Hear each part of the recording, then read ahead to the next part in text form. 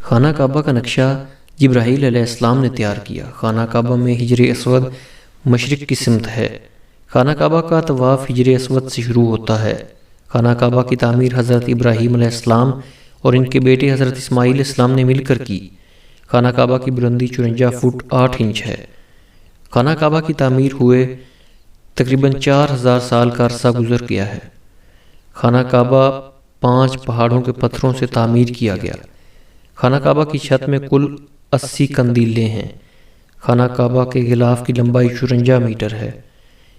اس کو ہر سال تبدیل کیا جاتا ہے۔ خانہ کعبہ کے غلاف میں 1 من 40 کلو گرام سے زیادہ سونے کی تاروں کا استعمال کیا جاتا ہے۔ خانہ کعبہ کا غلاف پورے 1 سال میں تیار کیا جاتا ہے۔ خانہ کعبہ کی چھت کو کھولا نہیں جاتا۔ اس نئے غلاف کو پرانے غلاف پر چڑھا دیا جاتا ہے، پھر جدید مشینوں سے پرانے غلاف کو کاٹ دیا جاتا ہے۔ خانہ کعبہ کی چھت کے اوپر سیدھا اللہ کا عرش ہے۔ سبحان اللہ۔